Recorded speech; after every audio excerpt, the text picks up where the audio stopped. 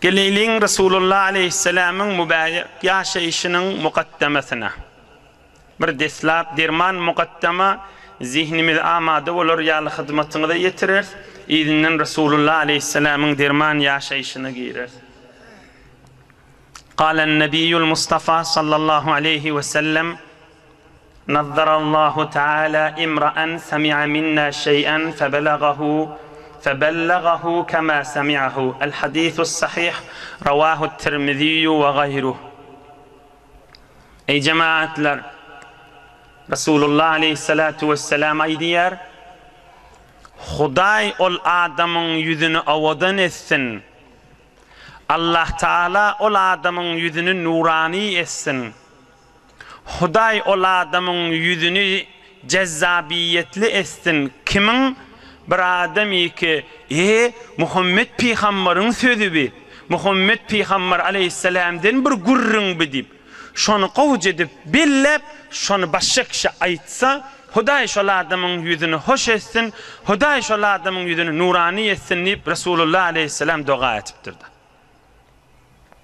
Qaytay deyin Resulullah'ın hayır duasını. Resulullah Aleyhisselam hayır dua ediptir. Her kim menin bir mübarek hadis iştip de şonu başka kişi yitiren adamın yüzünü Huday nurani etsin deyiptir. Mübarek hadis aytyan adamların yüzü nuranidir. Mübarek hadisin, mübarek Resulullah'ın yaşayışının mübarek celesesinde oturuyan adam da yüzü nuranidir. Bir merekede, bir toyda, bir yasta, bir ayette, bir üşmelekte ey cemaat, öz haklınız, huşunuz elhamdülillah, öz gözünüz ba, bir toyda, bir yasta görün, ken mereke vardır. Şu tefsire geliyen ve gelmeyen adamların yüzü gözünü gözlek görün, saylanıp durandır. Resulullah Aleyhisselam'ın eden hayır duası da. Velikin çözülmet nedanet zenur, ahçe didar diveşçe ruhsarı hur. Hazreti Sa'di nâme diye. Vahmin bitayin nâme deyinliptir.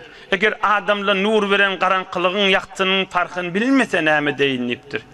Adam ferişte velen şeytan göreninin farkını bilmese nâme deyinliptir. Velikin çözülmet nedanet zenur, karanqı nâme, yaktı nâme, soğab nâme, günah nâme, bir günahın bir karanqılığı var, soğabın bir nuru var da, ben sadece misal aytıp vereyim Türkmen doğançıkları. Bir fakir adam, hemmeniz düşünecek bir misalınız çağıcıkla, öydeki zinanılığın da düşünecek misali. Bir fakir adama müntümen sadaka ver.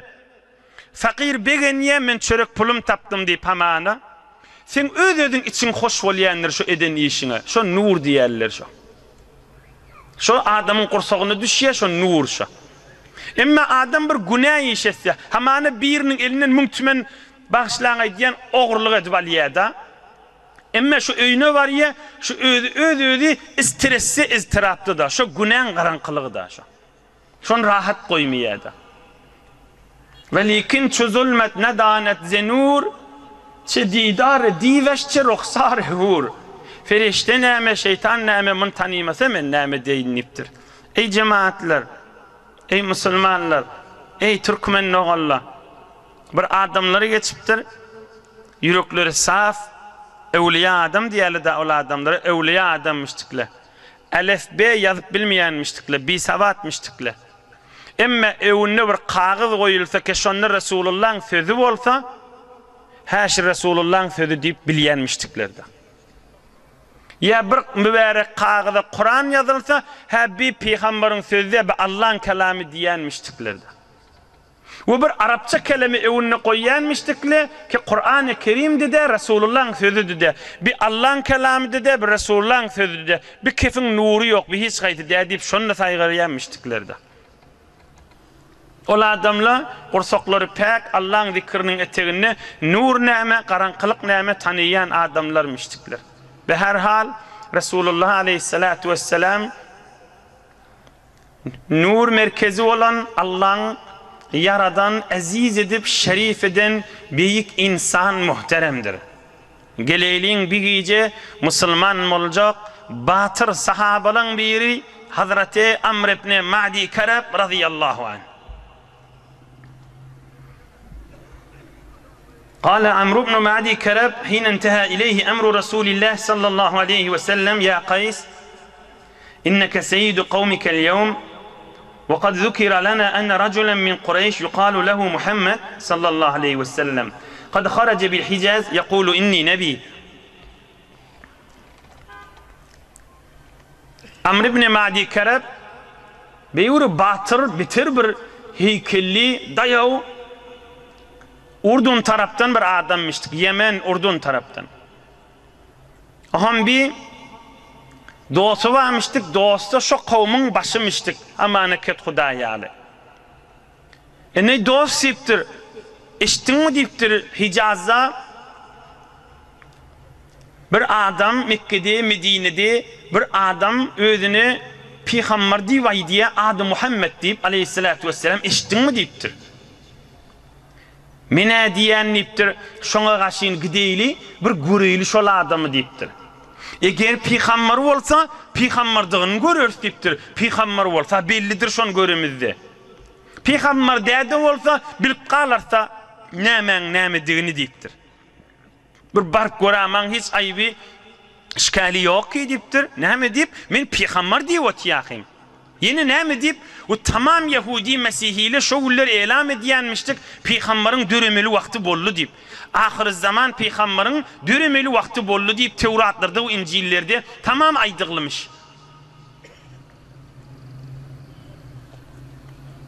فَأَبَى عَلَيْهِ ذَٰلِكَ قَيْسْ وَسَفَّهَ رَأْيَهُ. Ahomul yankı yoldaşa ayıptır. Kellen mamcan deyiptir. Näme maşyndan şeýle gaşyn gidip deyiptir. Näme ara bikarmyň sen deyiptir. Ey cemaat, hemme zamanyň adamsy birdir ha. Jidid, kadim hemme şu adam ikelli, iki ayaklı, ağızlı, burully, yüzü gözlü eýniş adamdır ha. Adamla fark etýän nädir ha? Näme deyiptir, näme oturup da öýüňde deyiptir. Bir yerden turup gidip, bir ýerde barıp bir adamy görjek deyip, näme deyiptir.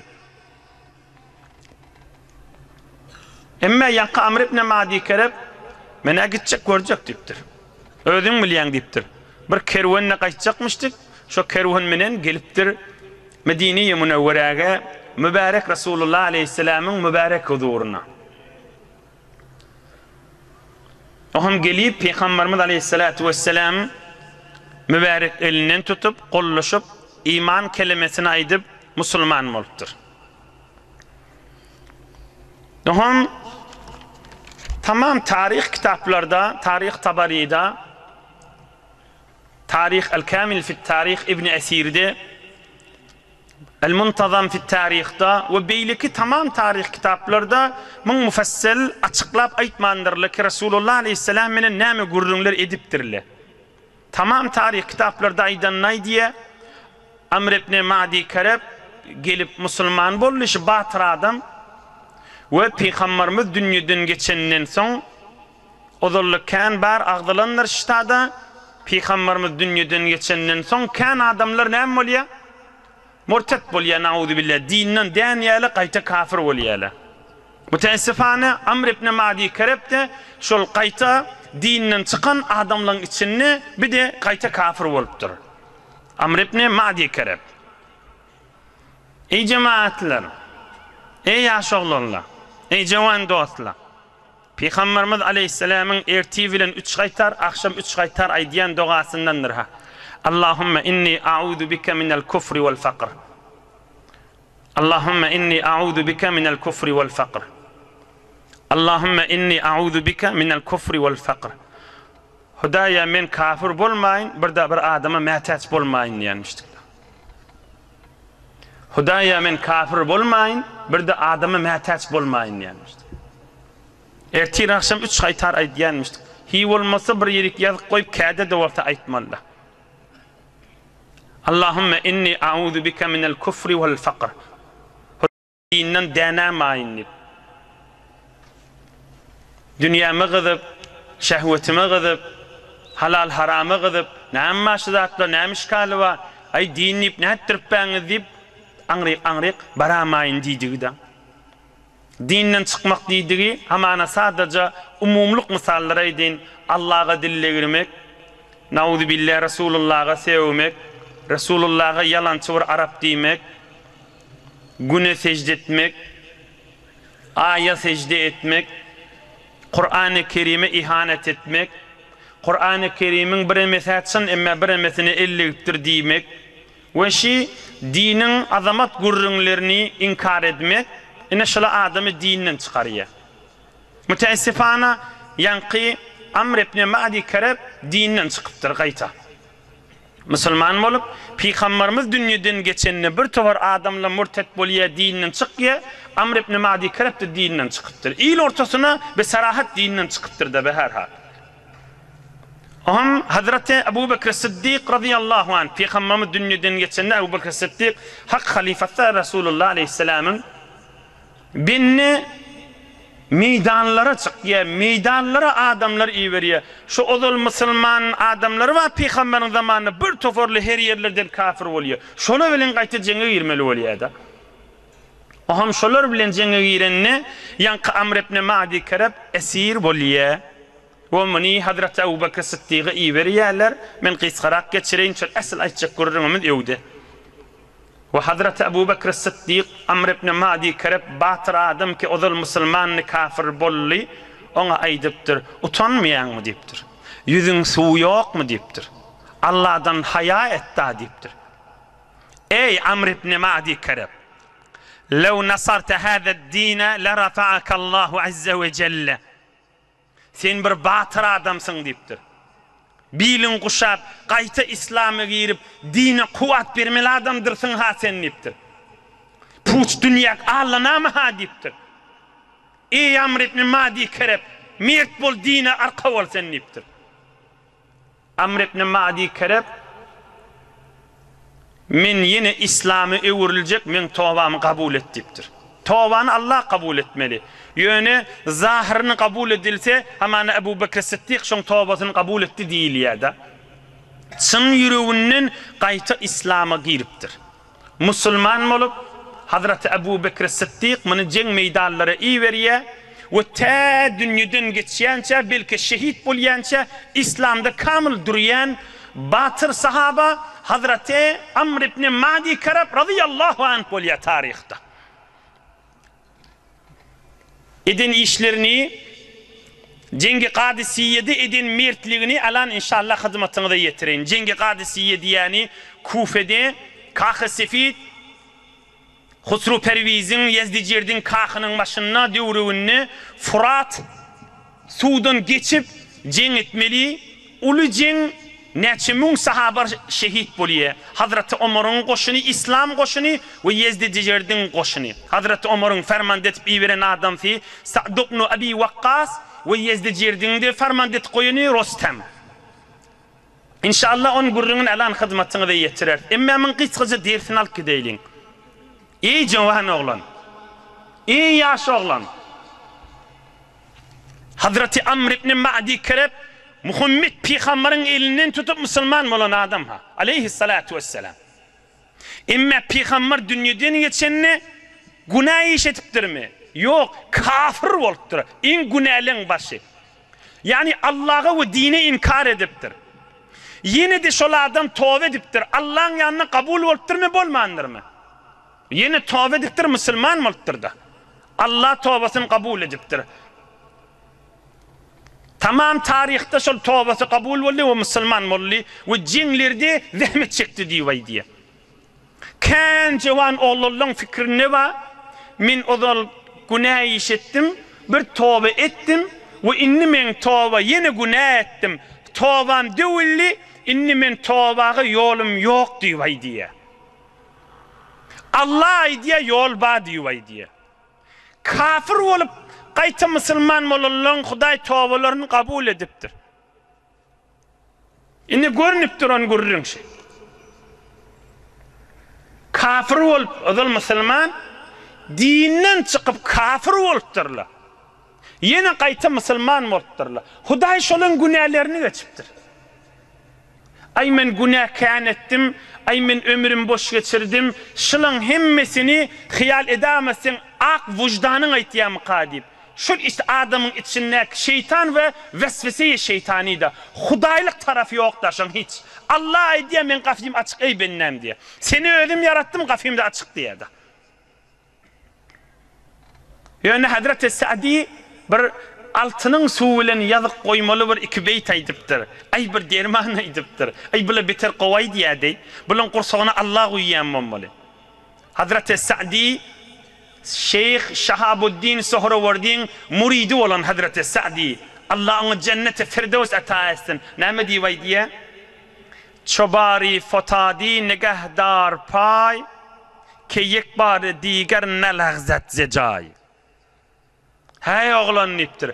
Bir gedek ayağın sürüştü taydın değil mi diptir. İnniki de ayağın qayınmaz, qayta sürüşmeyecek bol diptir. Çobari fotadi nigahdar pay ki yek bar diğer ne lagzat zecay. Bir yanlıştın, ulukon günah ettin değil mi? İnni tövbe ettin. İnni ayağın qayınmaz, men sürçamayın deyiptir. Yine de yıkılsan yıkılarsın, yine kal näme deyiptir. Yönü inni ayağın qayınmaz. Ay sürşanın ma näme ödün ağlama deyiptir. Gözdük, heyuri mana vurrundur ha. Bunu açıklaylı, bir adam günah ediyor da, o mesela ay diyorlar, ay tovan kafsa açık ki günah edivermeli ki, yok. Günah etmeyecek bolup ayağın qayın basmalı, sürüşmeyecek bolmalı. İmme sürüşmeyecek bolup tuğan, ah yeni birden ağırlanıp günah etyen da, yeni gir, yeni ayaksına kal, yeni sürüşmeyecek bol. Yeni sürüş birden yıkıllın, yeni ayaksına kal, yeni sürüşmeyecek bol. Yani yolun menen yürek git Hudaya kaşın. Çın Müslüman naşı. Eğer güne 70 kaytar sürüştedi. Ne mi deyip? Çonmun niyeti, pali, fikri sürüşecek gedin. Ayağın qayınması ya, vah yıkılya da. Çobari fotadi nigahdar pay ki yekbari diğer ne lagzat zecay. Yöne ay sürüşenna diyama ne mi deyip? Zisadi şenokin sokan rast test ah ne her bari uftade berkhast test. Yani ayağın qayınmaz deyiptir. Minna yadına sal bir sürüşüp yıkılıp sonram kalıp bilmeyen şudur şunu ölüp gidama deyiptir. Minna deyin deyiptir. Zisadi şenokin sokan rast test ne her bari uftade berkhast test. Her yıkılın qaliyan neldir ha. Bir yıkılıp şudur şuna kalmaz olup yatama ha. Onun aydeyin havasın cem olsun deyiptir. Biz ayağın basanda sürşamayın deyip bas deyiptir. Merdane valla ayağın mastiptir. Ey Türkmen cavan oğlan. Mert valla yaşa. Ay bir dünyada, bir dünyanın yaşayışında arasında gelmek ilk edip, yok mert bol. Makam bol. Şu makam olup tuğan bir yanlış günah etyen de Allah diye kafim açık diye gir yine yolu diyor. Ama ayağın qayınmaz diyor diyor.